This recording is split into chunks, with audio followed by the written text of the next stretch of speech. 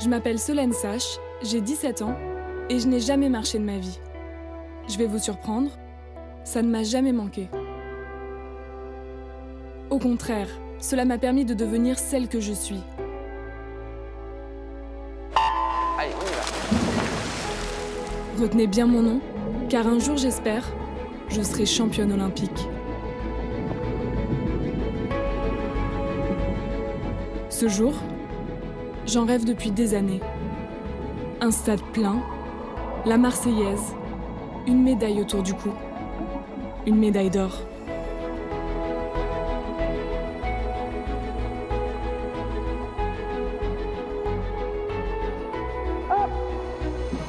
Solène! Yep! Elle, c'est Aurélie, mon entraîneur depuis 2 ans. Avant, elle n'avait jamais travaillé avec des athlètes handicapés. C'est une nageuse qui peut nager très très vite le matin et se transcender encore plus l'après-midi. C'est inexplicable pour moi, parce que moi j'ai entraîné des valides pendant des années et qu'on peut ne pas gagner autant de secondes l'après-midi, mais elle est capable. Je suis paraplégique depuis la naissance. Ça veut dire que je ne sens rien dans le bas du corps. Mes jambes ne fonctionnent pas. Alors j'avance uniquement avec la force de mes bras. Donc t'as inspiré, là, tu restes dans l'eau, t'es en apnée, tu souffles, t'es en apnée, tu souffles, t'es en apnée, tu souffles, jusqu'à temps que t'aies tout vidé. En place, et hop. Je m'entraîne ici, à côté de Bordeaux, tous les jours, toute l'année. Dans ma catégorie, je suis déjà double championne d'Europe junior. C'est mon père qui m'a appris à nager. J'avais 4 ans et ça a changé ma vie. En fait, dès que je suis allée dans l'eau, je me sentais libre. C'est quoi ta définition de la liberté dans l'eau? C'est quoi que ça change? Déjà, qu'on voit pas mon handicap. Déjà, ça m'a beaucoup aidée, je pense. Et que je puisse m'amuser comme tout le monde, mais en étant dans l'eau. Alors que je puisse faire tout ce que je veux, que je me sente libre. Enfin, il n'y a que ça qui me vient libre. Parce que quand tu dis on voit pas ton handicap dans l'eau, c'est parce que t'as pas le fauteuil en fait, c'est le fauteuil. Oui, c'est ça. Après, certes, on voit que mes jambes, elles font pas de battement ou qu'elles bougent pas dans l'eau quand je veux pousser ou quelque chose comme ça. Mais les gens, ils regardent pas forcément si tu fais des battements dans l'eau ou ce que tu fais avec tes jambes. Alors que par exemple, dans la rue où je suis en fauteuil, ça se voit plus quand même, mon handicap. Si j'ai osé me lancer, c'est parce que d'autres l'ont fait avant moi. J'ai lu leurs histoires, j'ai découvert leurs exploits. Mes modèles s'appellent Marie-Amélie Le Fur, athlète amputée et triple médaillée d'or aux Jeux. Et puis, il y a Sandrine Martinet, judokate, malvoyante, qui a connu, elle, 4 Olympiades. On sait pourquoi on en a autant chié, autant fait de sacrifices, c'est pour arriver à cet instant. Pour moi, elles sont bien plus que des athlètes de haut niveau. Elles m'inspirent. En fait, je me rends compte que cette amputation, c'est véritablement un soulagement pour moi. Ça me retire une forme de handicap. Elles ont dépassé leur handicap et mènent tout de front, leur vie de famille et une carrière internationale. Cette année, elles visent une qualification aux Jeux de Tokyo en 2021. Je vais vous raconter mon histoire et celle de mes héroïnes.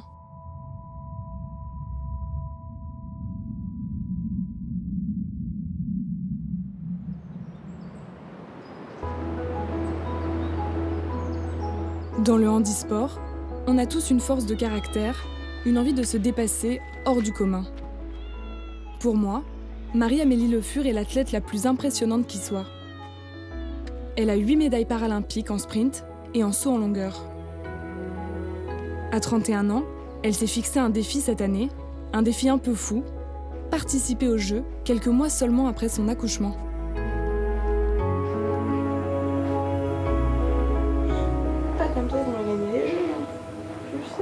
C'était pas gagné qu'on gagne les jeux si je pouvais pas la poser. Hein.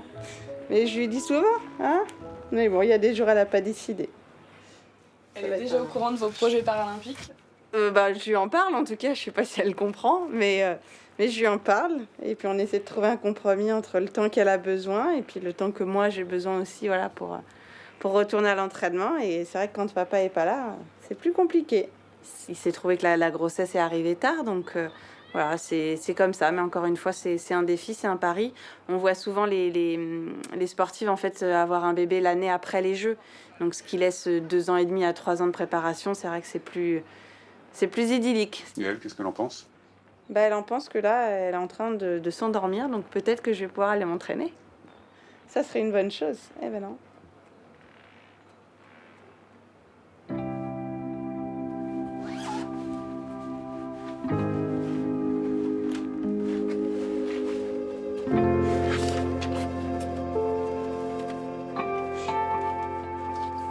Vous changez de jambe. Ouais, c'est exactement ça. On met la jambe sportive. Tout comme les gens changent de basket, nous on change de prothèse.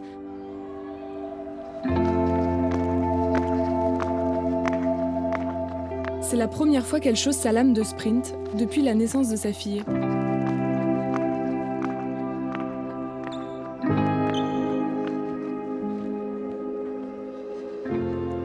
Alors, ses premières sensations? Ça fait du bien.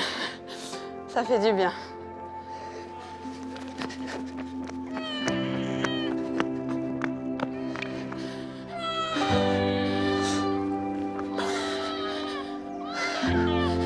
Oh que maman elle est méchante. Oh que maman elle est méchante. Oh, elle t'a laissé. Elle t'a laissé. Oh oui. Oh. C'était trop dur. Oh, quel départ, elle a giclé Marie-Amélie Le Fur. Marie-Amélie avait 23 ans lors des Jeux de Londres en 2012. C'est là qu'elle obtient sa toute première médaille d'or paralympique sur le 100 mètres. Oh non, il faut te jeter sur la ligne, elle s'est jetée. Elle est tombée, Marie-Amélie, et je pense qu'elle a gagné. Elle ne le sait Moi, pas encore. j'ai découvert le sourire de cette athlète qui allait devenir le visage du handisport en France. Elle l'a fait, elle a résisté jusqu'au bout, au retour de Vaudreuil. La naissance de sa fille Anna l'a transformée. Elle, qui avait failli tout arrêter après une première fausse couche. Un tapis pour maman et un tapis pour toi. Ce côté un peu dingue du pari, je ne l'ai pas forcément ressenti là après l'arrivée d'Anna. Ça s'est plutôt posé quand, après la première grossesse et la perte de notre premier enfant. J'étais dans mon canapé, il n'y avait plus rien qui était clair pour moi. Mon avenir professionnel, je me posais des questions. Mon avenir sportif, je n'arrivais pas à le dessiner non plus. Mon avenir familial était brisé à ce moment-là. Donc il n'y avait plus rien qui tenait debout et je me suis dit, il faut retrouver un truc qui va me remettre debout tout de suite. Et finalement, la chose la plus facile, ça fait bizarre de dire comme ça, mais la chose la plus facile était de repartir dans le sport et d'avoir un objectif.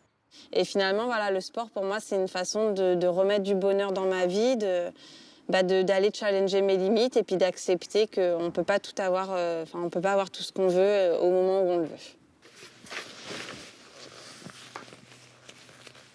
Merci beaucoup de votre présence à vous. Marie-Amélie a grandi dans ce village du Loir-et-Cher. Elle est devenue une star maintenant. Tu vas bien?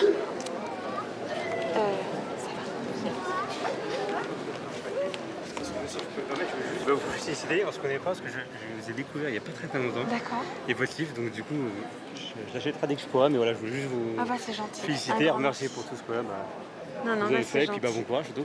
Pour les prochains JO, parce que c'est le but. Ouais, donc, on va travailler pour. D'accord, bravo. Merci beaucoup. Vous avez vu la queue? Oui. On va se mettre au travail, je crois. Hop là. Bonsoir. Bonsoir. Alors, dites-moi tout. Alors là, c'est pour Martin. Martin, la femme de vous. Dans son autobiographie, elle raconte l'accident qui a failli lui coûter la vie et qui lui a pris sa jambe.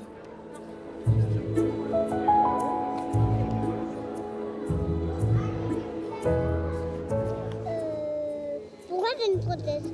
Alors, j'ai une prothèse parce que j'ai été renversée par une voiture et ma jambe, elle était tellement abîmée que les médecins, ils ont décidé de l'enlever. Voilà. Là, c'est ma vraie jambe. J'ai une grosse chaussette qui permet de la tenir. Ma vraie jambe, elle va jusque là. Et tout ça, c'est de la fausse jambe. Est-ce que tu veux toucher ou est-ce que ça te fait un petit peu peur? Voilà. Tu peux appuyer. T'as vu? Ça, c'est la fausse jambe.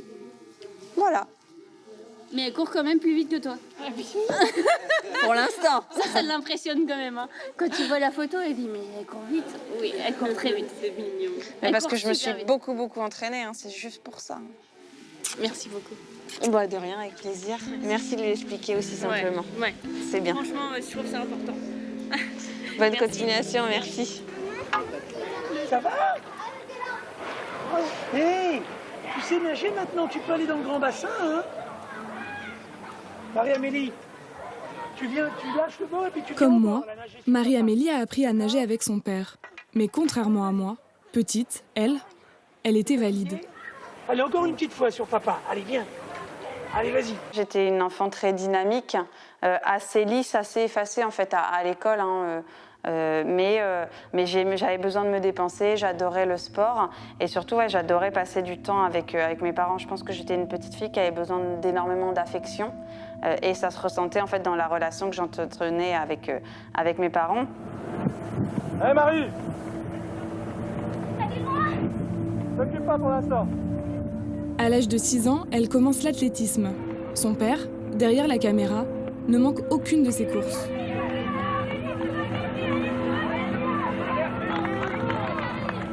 On va applaudir très fort cette demoiselle de l'US Vendôme, Marie-Amélie Le Fur. Voilà, on applaudit très très fort Marie-Amélie. Mais à 15 ans, sa vie bascule. Un accident de scooter. Elle est percutée de plein fouet par un automobiliste. Les médecins tentent de sauver sa jambe gauche, mais ils n'y arrivent pas. Les blessures sont telles que je ne retrouverai jamais une articulation de la cheville normale. Donc il fallait abandonner le sport, il fallait abandonner le monde des pompiers. Et puis il y avait cette douleur vraiment insoutenable, très très difficile, qui faisait que j'avais besoin de dormir tout le temps. Quand les médecins annoncent l'amputation à mes parents, puis après viennent me l'annoncer, au début, moi, je ne comprends pas trop ce qui arrive. En fait, je suis tellement sous l'effet des médicaments que je prends l'information comme elle vient. Mais avec le temps, après le réveil et quelques jours plus tard, en fait, je me rends compte que cette amputation, c'est véritablement un soulagement pour moi. Ça me retire un poids mort, ça me retire la douleur et finalement, ça me retire une forme de handicap. Cette jambe qui était très abîmée, elle était beaucoup plus handicapante que de ne pas avoir de jambe. En fait, il faut juste accepter que c'était juste moins joli, parce que je ne suis plus un petit bonhomme complet, puisque je ne rentre plus dans la normalité que l'on attend d'un être humain, dans la mesure où il en manque un bout. Mais pour moi, en fait, c'est une libération, parce que ça fixe la situation. Je sais que je serai amputée à vie, ça enlève la douleur, et ça me permet d'espérer un jour remarcher et recourir.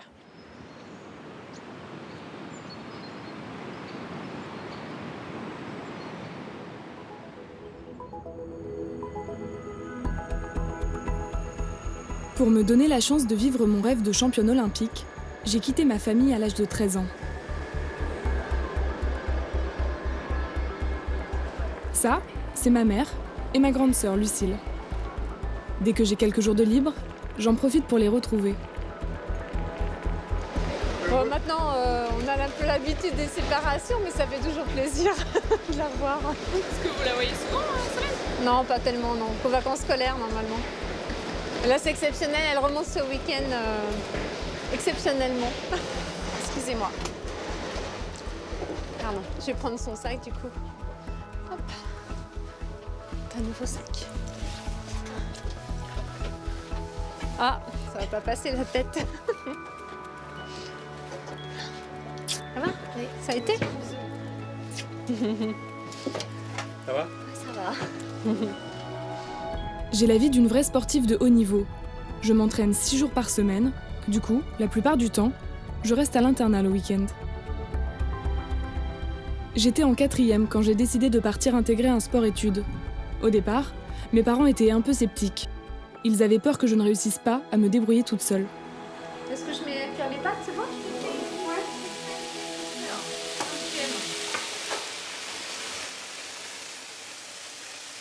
C'est dans cette maison que j'ai grandi, à 1 heure de Paris.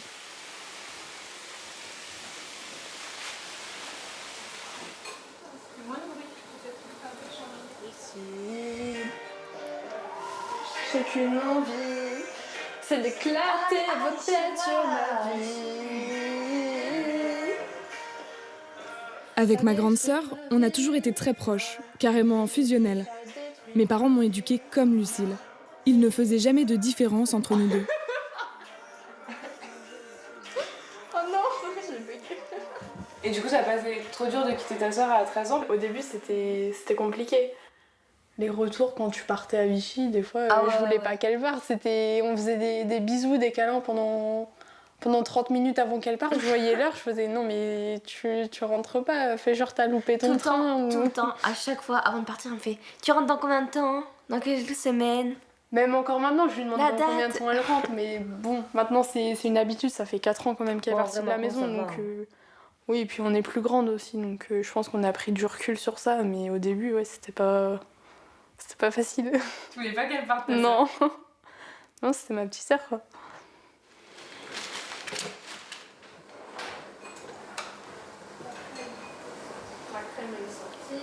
Après, on a un album spécifique Solène à la naissance, et après, c'est un peu mixte avec nos voyages et puis nos vacances. Et puis j'ai jamais vu tout ça, moi.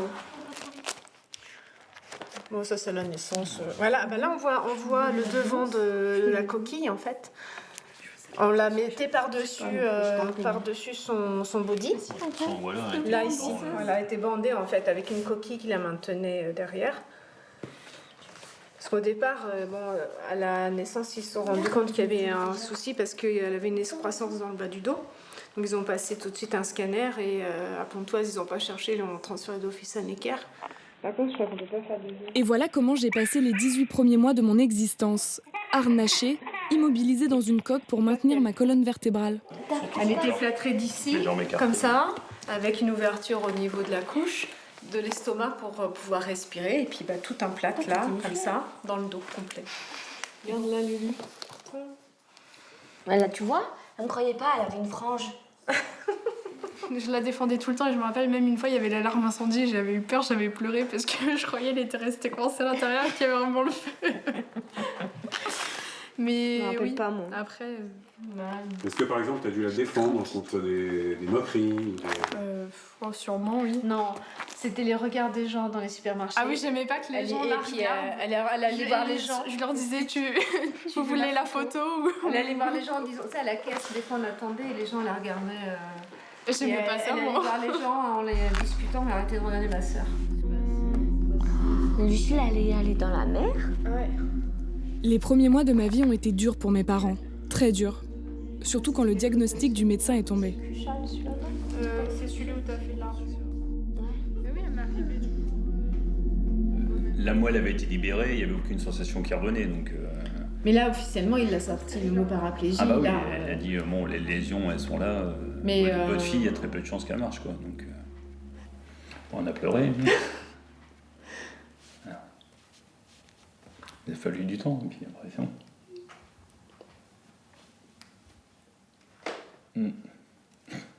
Oui, j'imagine que c'était un... Oui, il a fallu l'accepter, mais bon, ça faisait déjà 1 an qu'on était... on était baladés dans les hôpitaux, quoi. En plus. Donc, mais voilà. le fait de l'entendre, c'est... Puis de la bouche d'un chirurgien qui l'a... C'est différent, quoi. Mais bon, après, on avait Lucille aussi, et puis on n'est pas du genre à se morfondre, et puis...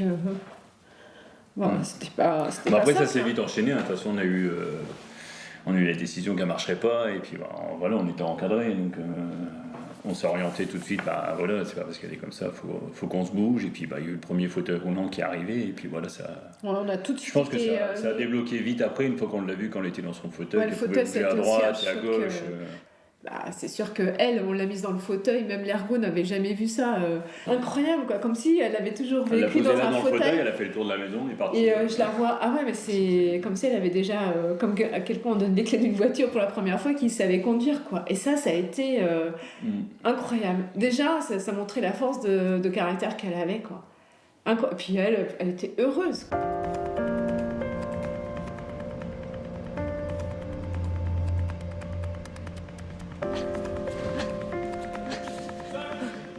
Sandrine Martinet, elle, c'est sur un tatami qu'elle a découvert le bonheur. Elle est judokate, malvoyante et championne olympique. Mais avant d'en arriver là, elle a longtemps été moquée pour ses problèmes de vue.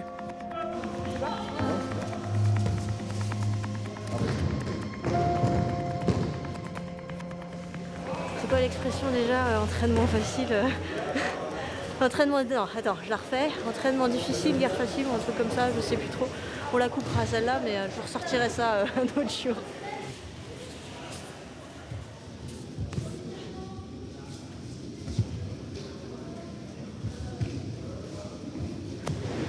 Est-ce que vous avez commencé le judo? À l'âge de 9 ans. Pourquoi le judo? Mes frères en faisaient. Presque 8 ans de plus que moi, donc j'ai envie de faire comme eux. Enfin, j'ai fait un peu de piano, mais c'était pas trop mon truc. Au bout d'une demi-heure, je craquais, il fallait que je bouge. Donc voilà, ça me correspondait. Et puis voilà, l'occasion s'est présentée sur le judo. Donc voilà, et j'en suis bien contente parce que ça m'a bien apporté, beaucoup apporté à tous les niveaux. Donc, On a du mal à s'en rendre compte, mais elle souffre d'une déficience visuelle rare. Elle ne voit pas les couleurs, ni les détails, surtout quand il y a trop de lumière, et même en portant des lunettes.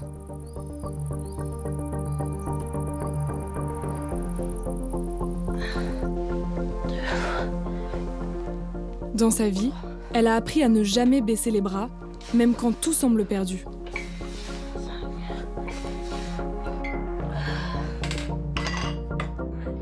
On a bien attrapé l'épaule de la Française, elle travaille au niveau des pieds. Elle l'a prouvé lors d'un combat dont je me souviens encore. Aux Jeux de Londres en 2012, elle est en demi-finale, c'est la favorite du tournoi. Mais à cet instant précis, elle se brise la cheville et continue quand même le combat jusqu'au bout. Elle s'est blessée, Sandrine Aurière-Martinet, sur cet affrontement. Normalement, là, cette fois-ci, c'était mes 3e jeux, je devais gagner l'or. Personne pensait que je reviendrais sans médaille. Tout le monde était persuadé que j'allais enfin avoir ce titre qui manquait à ma carrière, et moi y compris. Et d'un coup d'un seul, je comprends que c'est fini, quoi. Le rêve, il est brisé. Et Wang Lijing qui... et voilà, ça y est. Ça y est, elle est partie au sol, on va la retourner. Même si j'ai plus de cheville et que c'est cassé et que je le sais parfaitement et que j'ai horriblement mal, l'adrénaline me pousse, tous les efforts que j'ai faits pendant toute la prépa, ça peut pas se finir comme ça, c'était pas possible. Donc en fait là vous avez votre volonté, l'adrénaline qui est là et qui vous pousse et vous lâchez rien, et même si c'est inhumain en fait, vous continuez quand même comme si votre vie en dépendait. Martinet s'arrête en demi-finale face Elle termine en larmes, dans les bras de son entraîneur. Pour moi, c'est une héroïne. Ça fait longtemps que j'ai pas regardé là-dedans. Alors ça va être une des plus anciennes. Cherchez les lunettes, vous me trouverez. Oh mon Dieu. Alors ça, c'est le genre de photos que j'aime pas du tout. Quand j'étais petite, vraiment avec des lunettes, puis des coupes de cheveux improbables aussi, je veux dire. J'avais des difficultés à l'école, au niveau scolaire c'était compliqué.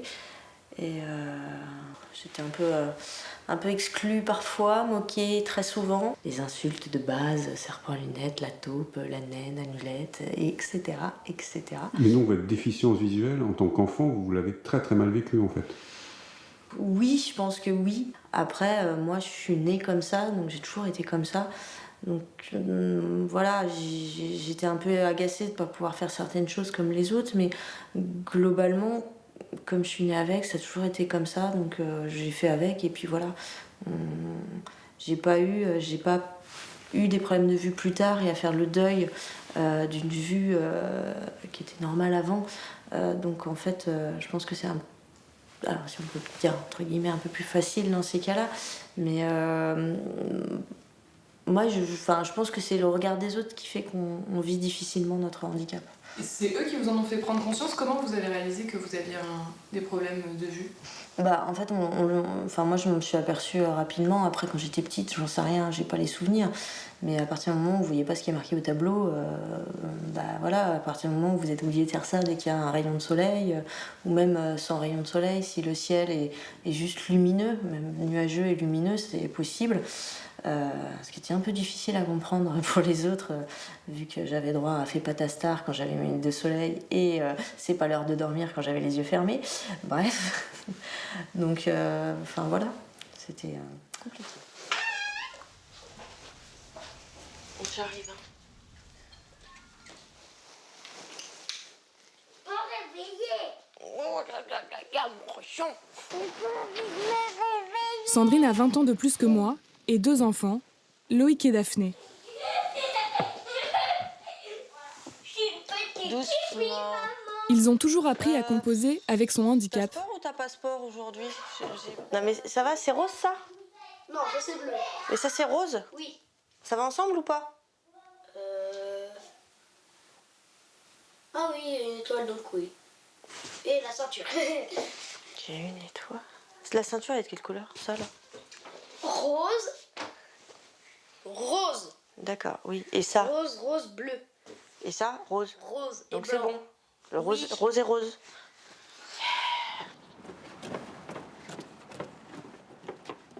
À cause de ses problèmes de vue, impossible pour elle de conduire. Elle a dû trouver une maison à côté de l'école et de son travail. Ça va? Oula, t'as la grande journée, ma chérie. Patate aujourd'hui. Ah, je préfère ça. Un petit sourire, on l'a eu. Bonne journée. Bonne journée. Bon courage.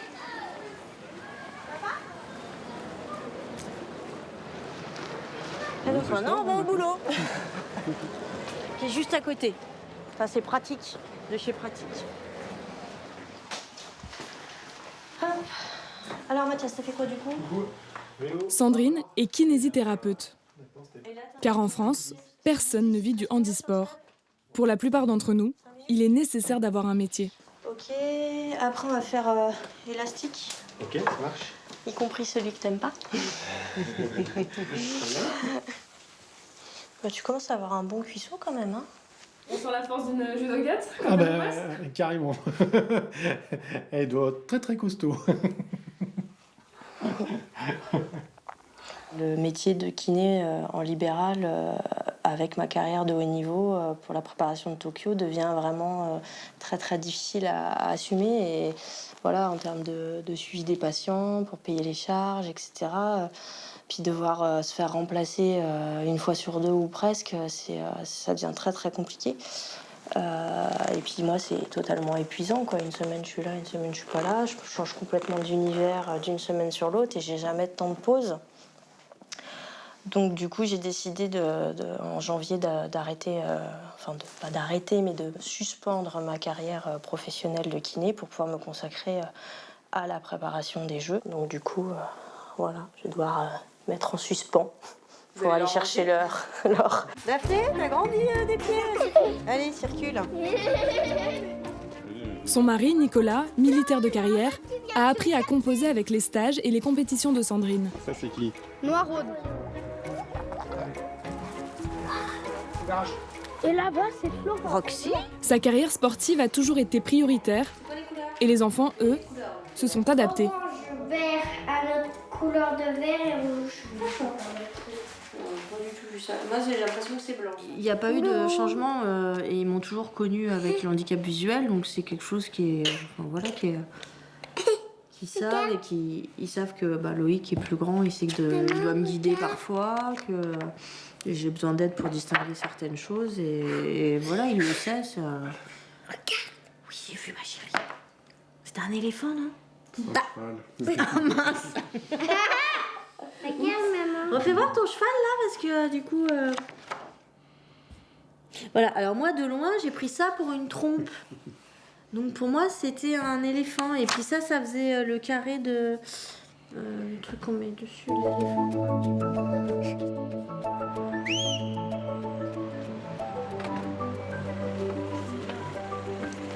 Dans notre bande, c'est pareil. Ça fait bien longtemps qu'on s'est accepté comme on est. Au quotidien, on ne parle jamais de notre handicap.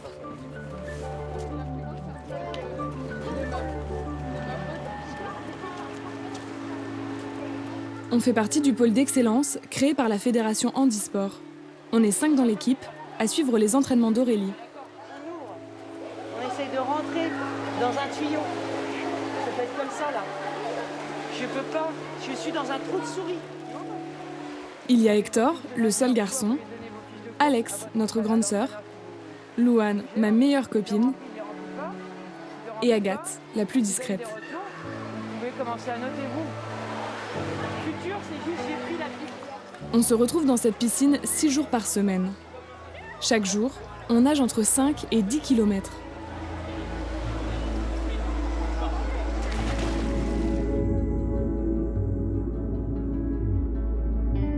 On a tous un point commun, c'est d'avoir un handicap. Ce qui nous différencie, c'est le moment où il est apparu. Louane, par exemple, a dû affronter un cancer des os foudroyant. Elle avait 7 ans et n'a jamais retrouvé l'usage complet de sa jambe gauche. Un handicap de naissance, comme le mien, c'est plus facile à accepter, je trouve. Je n'ai jamais rien connu d'autre, je n'ai pas eu à faire de deuil.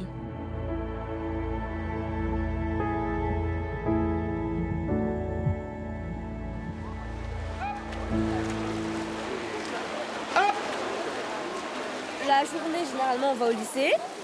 Après, le soir, à 16h, on a entraînement dans l'eau. Et 2 fois par semaine, on a entraînement de muscu le matin de 10h à midi. Et du coup, on va en cours de 8h à 10h, de 10h à midi en muscu. On retourne au lycée. Et après, à 16h, on vient dans l'eau. Ça fait des grosses semaines. Ouais, un peu, ouais, parce qu'on a entraînement samedi matin aussi. Officiellement, avec mon entraîneur, je vise les Jeux de Paris en 2024. Rapide au départ, crawl et pape rapide à l'arrivée. Hop. Et pourquoi pas Tokyo en 2021. Solène, elle a besoin de repousser ses limites en permanence. Et aujourd'hui, elle sait plus où elle est. Elle sait qu'il y a des plus grosses attentes. Donc là, elle est confrontée au stress. Il faut qu'elle arrive à gérer parce qu'elle est devenue maintenant sa pire adversaire. C'est pas les autres personnes, c'est pas les concurrents, ce n'est pas le chrono, c'est elle-même face à la performance, comment elle se voit et donc voilà, donc ça passe un peu au travers. Dans l'équipe, on peut tous prétendre aller au jeu. Et pour ça, on a dû renoncer à une adolescence, disons, normale. On sort peu, on n'a quasiment pas de vacances. Alors entre nous, on se serre les coudes. C'est ma meilleure pote de l'aventure, c'est avec elle que je fais tous les 400 coups, je dirais que donc on se suit mutuellement et elle sait que je suis toujours là pour elle et comme elle est toujours là pour moi, donc je pense que franchement elle est indescriptible parce qu'on ne peut pas la décrire, mais franchement elle est géniale cette fille. Pourquoi ? Vous voyez son sourire là ? Cette petite tête, elle est trop mignonne. Non mais elle fait trop rire. Moi je m'ennuie quand elle n'est pas là, franchement je m'ennuie, elle me fait trop rire. Le fait que vous soyez handicapé, est-ce que ça vous soude encore plus ? Non, je pense pas. Je pense que c'est vraiment nos personnalités et notre manière dont nos parents nous ont éduqués. C'est vraiment... je pense pas que nos handicaps, ils nous soudent. Ils nous rappellent une partie de notre vie qui a peut-être pas été agréable et qui nous rappelle à quel point je pense que tous on a dû être forts pour affronter cette vie-là. Et oui, quelque part ça nous soude, mais je pense que surtout ce qui nous soude, c'est le fait qu'on soit vraiment proches les uns les autres et qu'il n'y en ait pas un qui abandonne l'autre, quoi. On se connaît depuis 2 ans maintenant avec Louane et on est devenus inséparables. On a connu les mêmes galères, celles des débuts, quand les clubs de natation refusaient de nous inscrire à cause de notre handicap.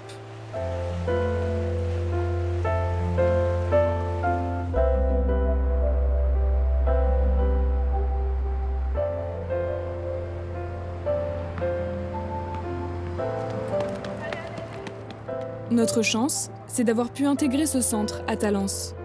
Il est unique en France, une pépinière de champions. Qu'on soit valide ou non, on bénéficie tous des mêmes structures, des mêmes conditions d'entraînement.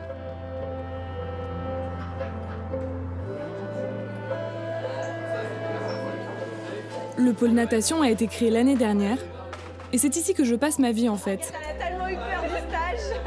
Non. Je peux plus me faire frapper.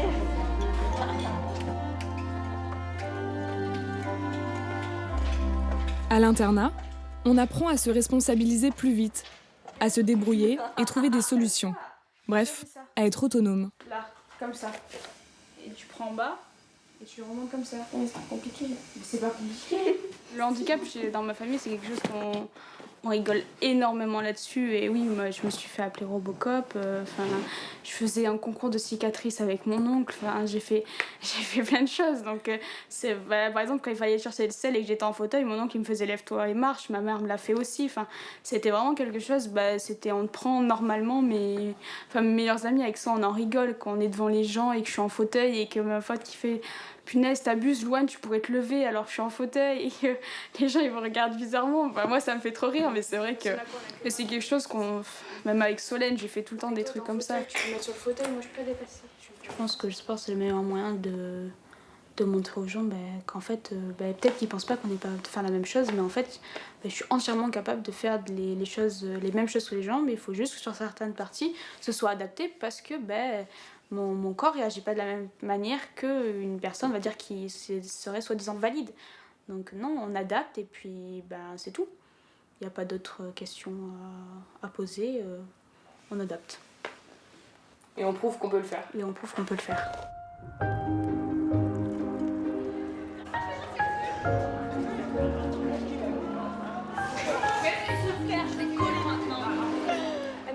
J'ai une scolarité normale dans ce lycée, mes horaires sont aménagés et l'année prochaine, je passe mon bac pro. Bref, tout va bien, très bien même. Mais c'est grâce à quoi peut-il très bien te rappeler la maman qui a laissé le message sur le répondeur. Roman, j'ai pas été claire. Moi, je n'ai connu aucun problème d'intégration. Je pense que les mentalités sont en train d'évoluer. C'est aussi, je pense, grâce à l'action de personnes comme Marie-Amélie Le Fur.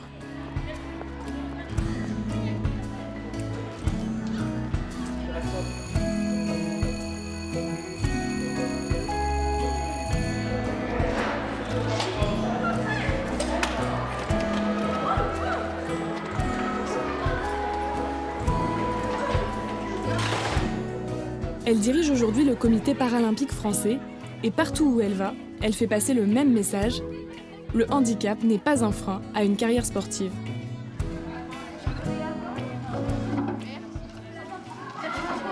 Ça coûte environ combien une prothèse?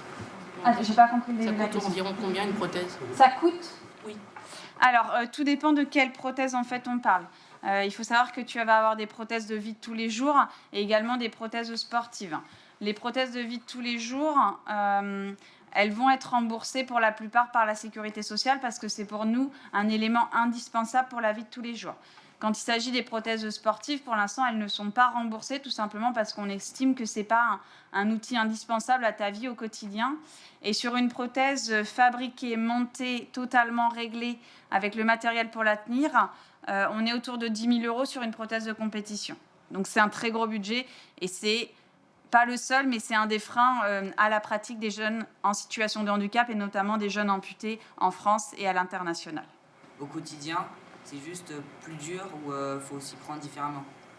Il faut savoir qu'en fait, l'amputation, c'est pas le handicap le plus dur, loin de là. Il y a des handicaps qui sont beaucoup plus limitants, notamment dans la vie de tous les jours. Moi, il faut imaginer qu'une fois que je me suis levée, que j'ai mis ma prothèse, je suis totalement autonome. C'est-à-dire que je n'ai pas besoin de quelqu'un d'autre, je n'ai pas besoin d'une tierce personne dans ma vie pour faire les gestes du quotidien, pour travailler, pour me déplacer. Et ça, c'est ce qui est le plus compliqué en fait quand on est en situation de handicap, c'est le degré d'autonomie que cet handicap il nous fait perdre. Est-ce que pendant longtemps vous avez eu un manque de confiance en vous? Pourquoi tu parles au passé?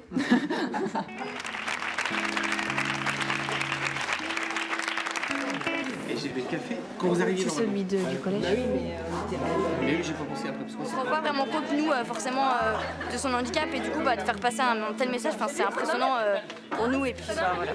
Je suis vraiment impressionnée. Est-ce que tu peux m'aider par contre? Oui. On va bien tendre, sinon ça va pas être joli. Tu décides sur les... Forcément, on se pose la question du « et si le handicap n'était pas arrivé ?» Et souvent, par contre, les enfants me la posent. Les enfants me disent « oui, mais et si ça t'est pas arrivé ?» Et les enfants sont plus vicieux, parce qu'il ne faut pas croire. Hein. Ils vont encore plus loin dans la question, c'est « et si on te proposait de retrouver ta jambe, qu'est-ce que tu ferais ?» Et cette question, en fait, elle est super dure parce que je suis consciente, en fait, de ce que ce handicap il m'a apporté, de la façon dont ce handicap il m'a façonné au quotidien. Et la façon dont il m'a amené à découvrir un nouveau monde et de nouvelles voies. Donc, et si, en fait, je sais pas. Et j'ai même pas envie de me poser la question parce qu'encore une fois, moi, je suis pas quelqu'un qui regarde derrière. En tout cas, je sais qu'on peut pas changer le passé.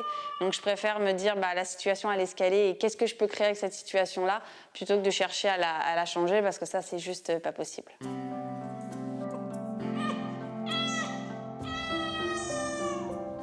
Comme Marie-Amélie, je pense que le handicap ne nous retire rien.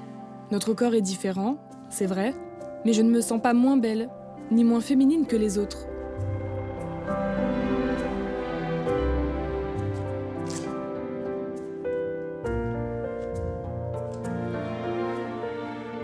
Je me suis jamais posé la question de la perte de la féminité. Enfin, j'ai pas trop l'impression que c'est quelque chose qui m'a questionnée. Je pense que j'ai très vite osé mettre des jupes. La seule particularité, c'était qu'en fait, il fallait arriver à ce que les deux jambes aient la même couleur. Donc on mettait un collant et choses comme ça. Et ce qui était vraiment le plus compliqué, c'était les chaussures. Parce qu'en fait, il faut imaginer que moi, quand je portais une prothèse, le pied n'était pas... Je ne pouvais pas changer l'angulation du pied. Donc il fallait que je mette que des chaussures plates. Parce que les pieds n'étaient pas féminisés à l'époque. Parce qu'encore une fois, voilà, on ne pouvait pas changer l'angulation. Donc on ne pouvait pas mettre de chaussures à talons. Donc c'était des jupes, mais limite avec des baskets. Enfin, à l'époque, c'était pas à la mode en plus.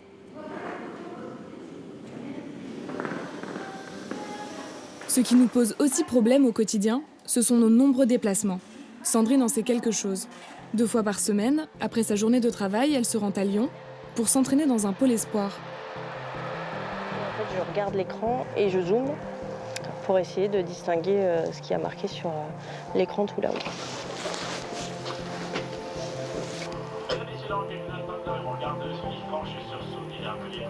C'est un stress permanent de devoir aller d'un endroit A à un endroit B. En fait, il n'y a pas un moment... voilà, même si tu es contente de l'avoir fait, d'avoir réussi avec plus ou moins d'autonomie, soit tu l'as fait tout seul complètement, soit tu étais obligé de demander à quelqu'un, ou voilà. Mais j'ai jamais eu... voilà, à chaque fois que je dois aller dans un endroit que je ne connais pas, ce stress, il est toujours là. Je me souviens quand j'allais à la boulangerie, rien que de demander une baguette et qu'en fait il n'y en ait plus, j'avais honte d'avoir demandé une baguette alors qu'il n'y en avait plus, mais en fait je le vois pas donc c'est pas de ma faute.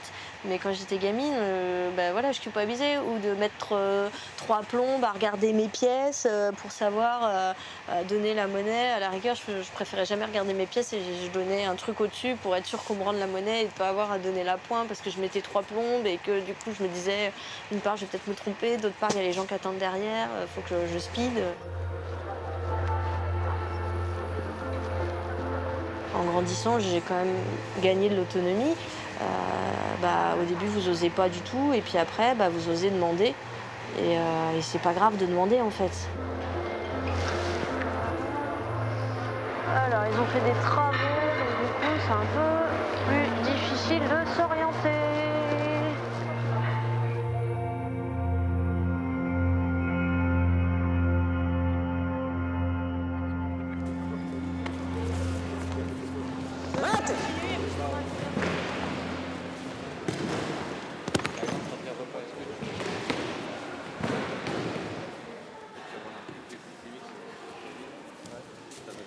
Je suis obligée de venir sur ce type de structure pour avoir des partenaires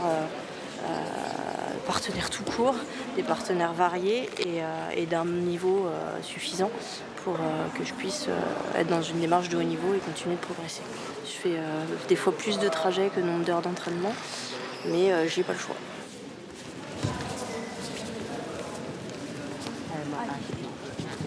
C'est une des adaptations quand on devient maman. Toutes les sportives qui ont la chance d'être mères, forcément, ne font pas le même planning qu'avant.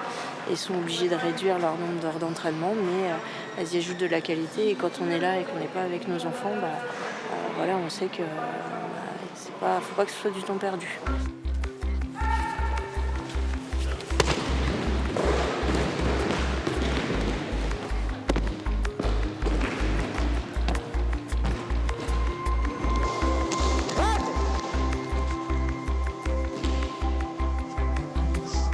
Ça va être à l'autre. Ça arrive au fur et à mesure. Les tout débuts au judo, c'est les premiers moments où j'étais fière de moi, en fait. Voilà, c'est juste ça. C'est les premiers moments où voilà, je découvrais le dépassement de soi dans le plaisir et voilà, les premières satisfactions personnelles que j'avais pas forcément avant, quoi.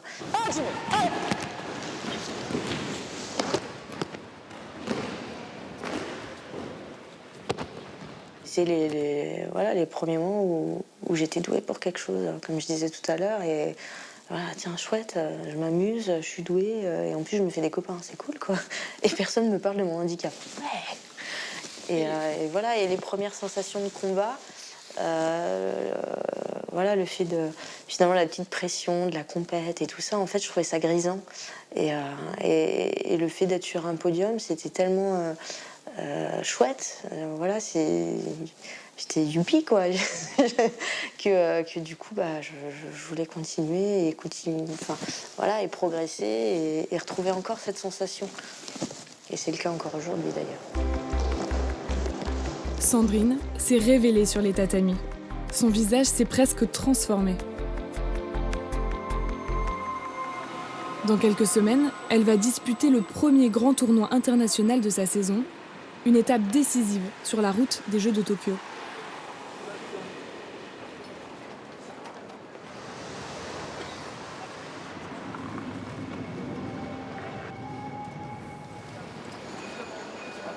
À 4 mois des qualifications olympiques, le temps presse aussi pour Marie-Amélie.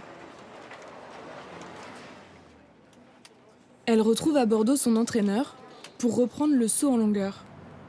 Ensemble, ils ont décidé de tout miser sur cette discipline pour les prochains Jeux. C'est la nouvelle facette de l'entraîneur, ça. C'est ça. En même temps, moi j'en ai un qui est un peu plus grand que ça, mais du coup, je me suis entraîné. C'est bon, ça va. Attends, on va ouvrir un peu ça.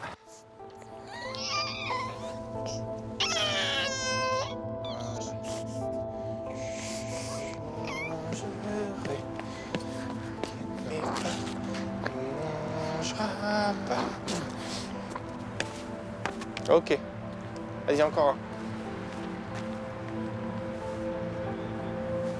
Elle essaie une nouvelle lame, celle que ses concurrentes ont déjà adoptée. Mais la séance ne se passe pas comme prévu.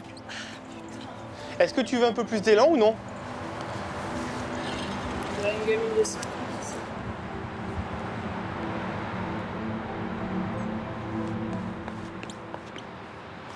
Elle est à la bourre ou elle n'est pas à la bourre? Alors non, elle n'est pas à la bourre, elle n'est pas du tout à la bourre. Par contre, il y a du boulot, quoi. Je veux dire, les autres, globalement, se sont pas arrêtés. Marie a eu deux grosses pauses et là, on doit rattraper le boulot. Peut-être que parfois, un coach qui stresse, c'est rassurant, tu le sens plus concerné, non? Moi, je n'ai pas l'impression que mon corps a forcément changé après la grossesse, donc ça n'a pas d'impact. C'est toujours compliqué de reprendre une fois qu'on s'est arrêté longtemps sur sa discipline, parce qu'on perd les repères, parce qu'on perd des automatismes. Mais la grossesse, pour moi, n'a rien changé en termes de repères ou de sensations. Voilà, faut pas se stresser non plus outre mesure, elle est bien. Vous n'êtes pas stressé? Non. Et de toute façon, j'ai pas le droit, sinon après, je vais le transmettre.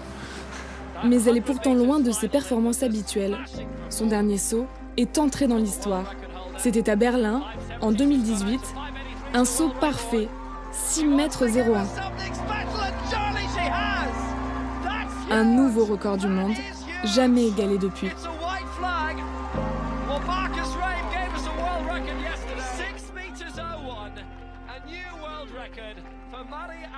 Travailler, s'entraîner encore et toujours, c'est notre quotidien pour être prête le jour J. Pour moi, il y a aussi un autre intérêt. En nageant, je me suis musclé le dos. Ça m'a permis d'éviter de nombreuses opérations à la colonne vertébrale. Et maintenant que je suis au Krebs, j'ai des kinés à dispo. Chaque semaine, j'ai des séances obligatoires pour éviter que mes jambes ne deviennent trop raides.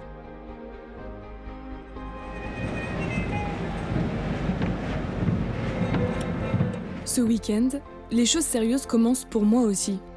Je participe au championnat de France. C'est mon premier grand rendez-vous de la saison, décisif pour tester mon niveau. Tout le groupe a fait le déplacement, il est 7h du matin, on est les premiers arrivés sur le bord du bassin. Mes premiers championnats de France, je m'en souviens encore, j'avais 11 ans. Ma première course, 50 papes. J'avais jamais encore touché à une compète. Donc je nage, je fais mon 50 papes, et là je fais 25 mètres. Et je bois la tasse, je bois la tasse, et je bois la tasse. Et en fait, à force de boire la tasse, j'arrivais plus à respirer. Du coup, j'ai dû m'arrêter au milieu de la ligne, plein milieu du bassin. Je pouvais plus respirer, j'ai dû finir la longueur en dos. Je me rappelle. Et je suis sortie de l'eau, j'ai pleuré parce que je me suis fait disqualifier. Ma première course, mes premiers championnats de France, je me fais disqualifier. T'as pas découragé? Non, J'ai pleuré, après je me suis dit bon c'est pas grave, c'est mes promis, ça arrive à tout le monde. Et après je suis repartie et après ça allait.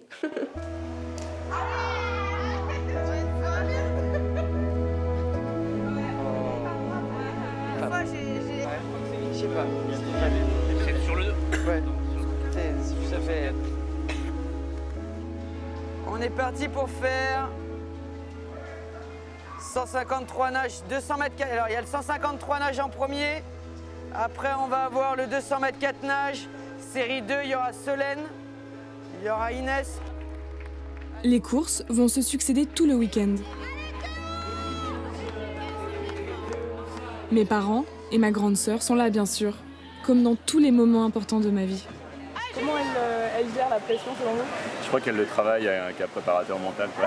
En ce moment, mais oui. c'est vrai qu'on a toujours l'impression, elle a toujours l'impression qu'elle nous doit quelque chose, quoi, que les résultats, elle les fait plus pour nous, alors que non. C'est faux, il faut surtout pas, on lui explique bien que c'est de pour se faire elle. plaisir, mais oui, elle a l'impression qu'il y a une petite pression. Mais après, voilà, de toute façon, on n'y peut rien, c'est elle qui nage, hein, c'est pas nous. Hein, donc voilà. Vous lui mettez pas la pression du tout? À la pression, on lui dit que faut toujours améliorer, parce que voilà, c'est qu'un début, hein, donc c'est pas une genre de pression, c'est de toujours faire mieux. Motivation, puis on sait qu'elle peut faire mieux, donc quand il y a des résultats qui peuvent être un petit peu en berne, on la remotive en lui expliquant que voilà, on sait que tu peux faire mieux, c'est pas perdu, c'est une motivation. Puis le fait d'être présent aussi, on a peut-être un regard différent du coach et c'est vrai qu'on n'est pas tellement objectif en étant parent, mais on essaye de l'être un peu. Comment t'étais dans l'eau là? Ça va. Non, ça va mieux. Je suis bien. Je t'envoie des bonnes vibrations, ok? Puis tu vas. Tu t'éclates. Une bonne fois pour toutes, avant que je t'éclate la tête.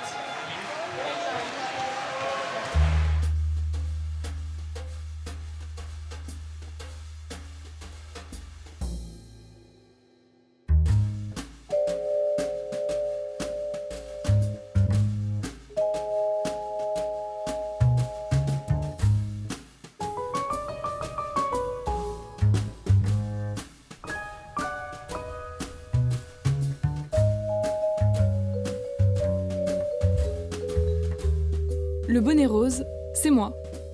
Si je réussis de bonnes performances, je pourrais peut-être me qualifier pour les championnats d'Europe.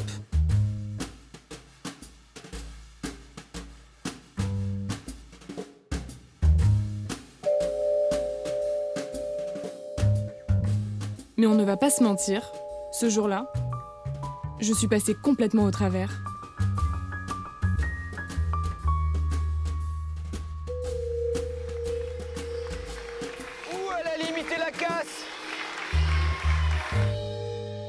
Solène, donc on fait 1 minute 2 en pape. Donc là, c'est pas possible. On passe à Embrasse. Embrasse, t'as fait 1,15. Faut descendre en dessous des 10, hein, quoi qu'il arrive. 50 coups de bras. Faut descendre en dessous des 50. Par contre, en crawl, tu vois, finalement, là, tu as privilégié plutôt ton allonge parce que tu es à 64 coups de bras. Ça, c'est un truc qu'on fait à l'entraînement. Là, c'est bien. Par contre, on a 1,3. J'encaisse comme je peux. Pour me consoler et pour me dire que ce n'est pas si grave que ça, je pense à Sandrine Martinet, la judokate. Elle a attendu ses 4e Jeux pour enfin décrocher sa première médaille d'or. Daphné!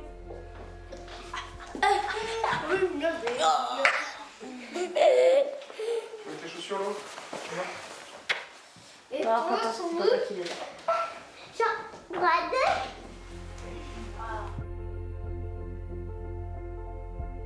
4 ans après la fracture et son combat malheureux, la consécration arrive à 33 ans. Très concentrée, la Française, déjà médaillée d'argent aux Jeux paralympiques d'Athènes et de Pékin, n'a laissé aucune chance à son adversaire. En kimono bleu, elle s'impose en finale et décroche enfin l'or paralympique. En fait, toute votre carrière, elle est faite pour cet instant précis. Et là, vous essayez de profiter du millième de quart de seconde de ce qui se passe. Je vais voir mon coach, je pousse un petit cri en descendant les marches, je le prends dans mes bras et après j'ai qu'une envie, c'est foncer dans les gradins voir ma famille. Et ça c'est juste génial, j'ai pris mon fils dans mes bras et tout, maman je t'aime et tout, il pleure, comme il m'aime. Moi aussi, tout le monde pleure. D'ailleurs à chaque fois que je revois le reportage, je pleure. Quand j'en parle, je pleure.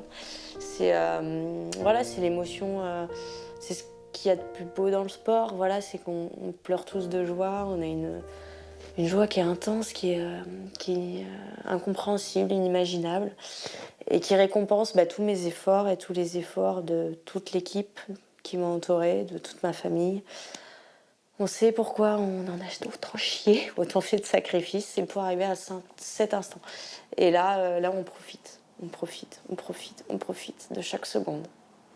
Comme si c'était la dernière fois. Voilà. Il ne reste plus que 2 semaines avant la toute première compétition internationale de Marie-Amélie. Est-ce qu'elle se sent prête? C'est un petit peu pénible en fait ça. Hein? Bah oui, tu peux ne pas être le centre des attentions pendant 2 minutes. Tiens, ça. Tu joues un petit peu toute seule. Maman elle va aller courir. D'accord?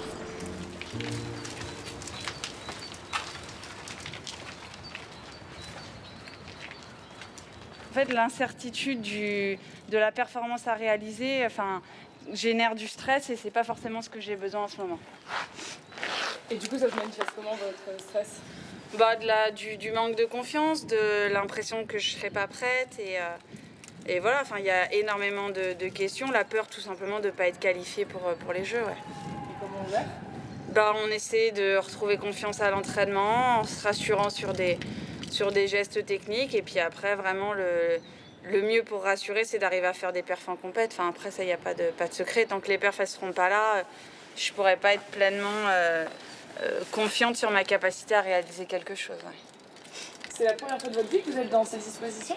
Ouais, c'est la première fois que j'ai vraiment peur de ne pas me qualifier pour les Jeux.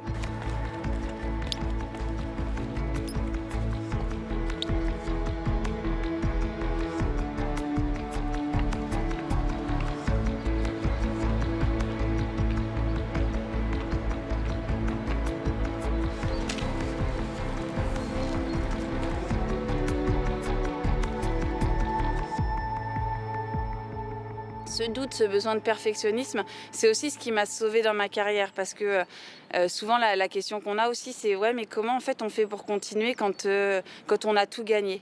Et quand on a un besoin de perfectionnisme, et finalement on se dit qu'on a toujours mieux à faire. Il y a toujours un record du monde à améliorer, il y a toujours un geste technique meilleur à maîtriser. Et donc voilà, finalement je pense que ce doute et ce besoin en fait d'être toujours meilleure, toujours plus performante a fait qu'après chaque jeu, après chaque compétition, après chaque défaite, après chaque réussite, je me suis toujours réinterrogée avec mes coachs, avec les gens qui m'entourent pour savoir ce qu'on ferait demain et comment on allait le faire. On doute jusqu'à quand? On doute jusqu'à la minute qui précède une compétition? On doute jusqu'au moment où on nous met la médaille autour du cou. En tout cas moi je suis comme ça. Tant que je ne m'élance pas au dernier saut en tête avec le record du monde, en tout cas avec le titre en poche, il faut toujours douter.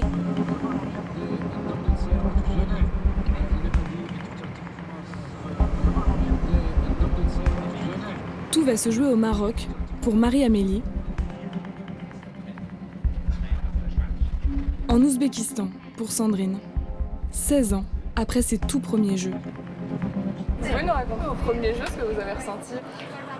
C'était un peu... J'étais jeune, je venais juste d'arriver en équipe de France, donc c'était un rêve, c'est incroyable. Après, il y a eu vraiment une différence sur les 5 Jeux parce que Athènes, on ne parlait pas du paralympisme du tout. Il y avait très peu de monde dans les gradins. Ça restait incroyable parce que c'est les Jeux quoi qu'il arrive. Mais c'est vrai que là, j'ai pu voir l'évolution sur les 4 et bientôt j'espère 5 Jeux paralympiques et ça prend de plus en plus d'ampleur. Donc voilà, les Jeux c'est vraiment quelque chose d'à part. C'est vraiment le Graal de tout athlète, ce qu'on rêve, et pouvoir en faire 4 ou 5 c'est extraordinaire.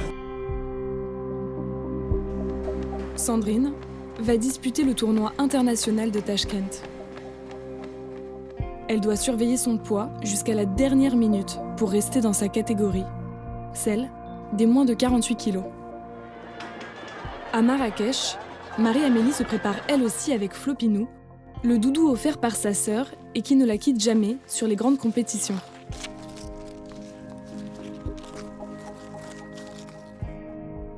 Le concours du saut en longueur débute dans quelques heures.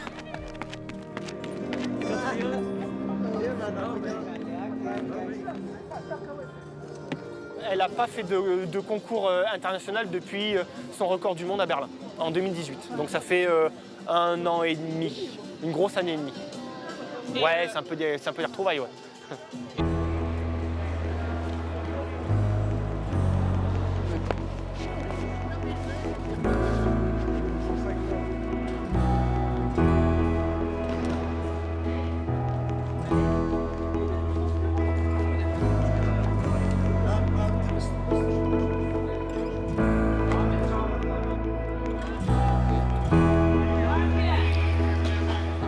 On se prépare, ça peut aller vite là.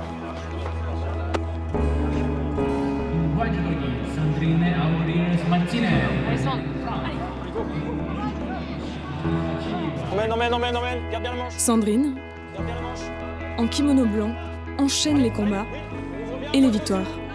Garde bien la manche. Hop, dessus, jambes. C'est parti, on pense arrière aussi. Oui, encore, fais l'effort. Très bien. Oh, bien, c'est un bon combat, ça. Bah oui, ça c'est bien. Ça fait du bien un peu de se mettre dans le dur là. C'est bientôt la finale du tournoi.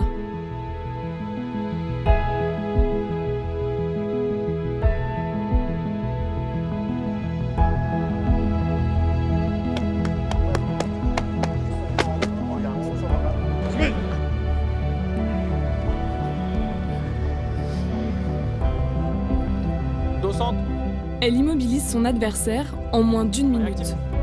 Cap, ça garde. Fort manche. On stabilise, fort manche. Voilà, ça bouge pas. Le combat est expédié.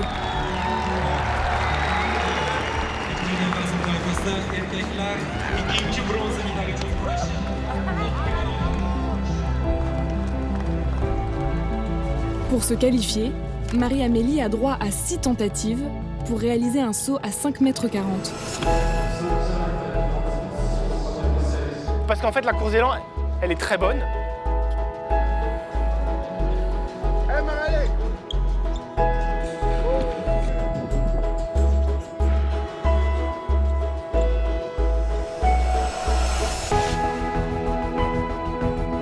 Et la troisième sera la bonne. Un saut à 5,64 m. Combien ?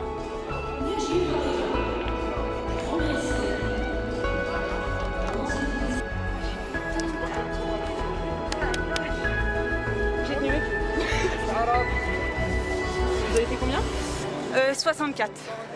Ce qui est plutôt bien. Je vais aller chercher la tête du bilan mondial.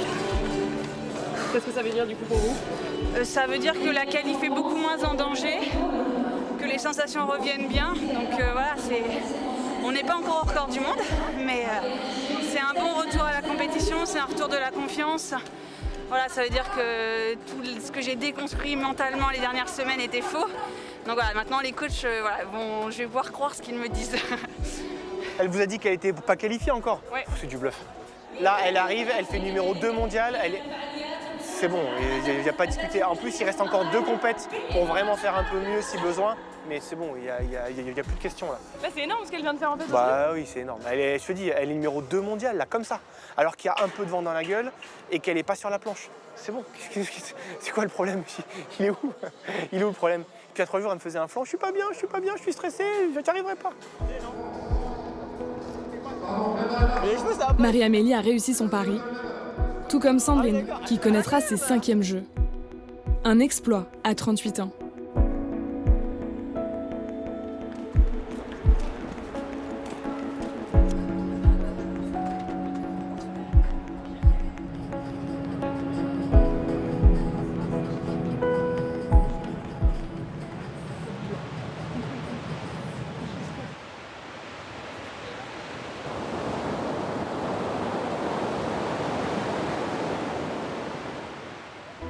Pour moi, la saison se termine. Je profite de quelques jours avec ma mère. Tu te rappelles quand on venait avec ta sœur aussi, une fois, c'était Milan, il y avait plein de kitesurf. Tu te rappelles pas quand tu étais petite? Non? T'as oublié?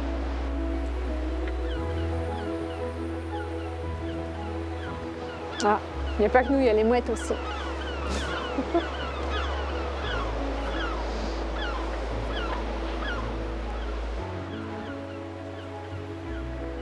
Moi, je pense que si Solène n'avait pas choisi une voie sportive, je pense que l'intégration aurait été plus compliquée. Le sport ouvre tellement de choses, aussi bien chez les valides que chez les non-valides, mais encore plus, je pense, dans la situation de handicap. Je pense qu'il y a un regard qui est différent des gens et admiratif encore plus qu'une personne valide.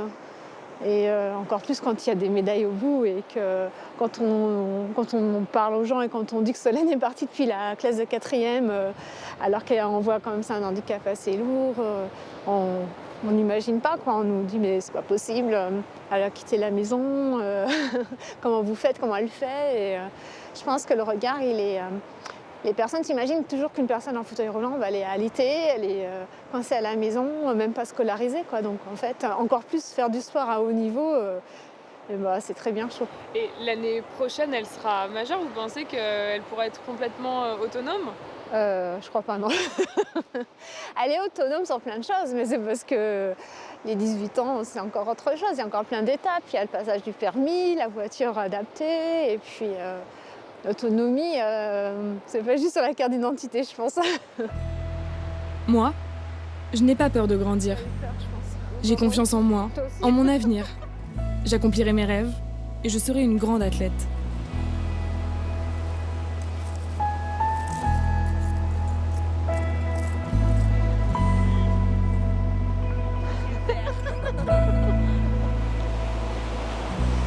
C'est pas arrivé à conduire ?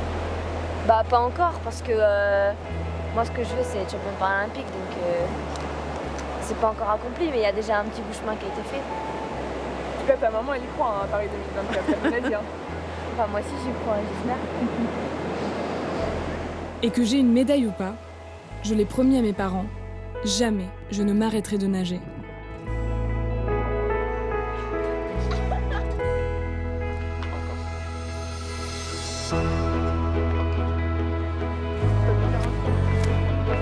Marie-Amélie et Sandrine, quant à elles, vont continuer à assurer sur tous les fronts. Qui sait, peut-être qu'on se retrouvera toutes les trois à Tokyo, ou même à Paris, en 2024.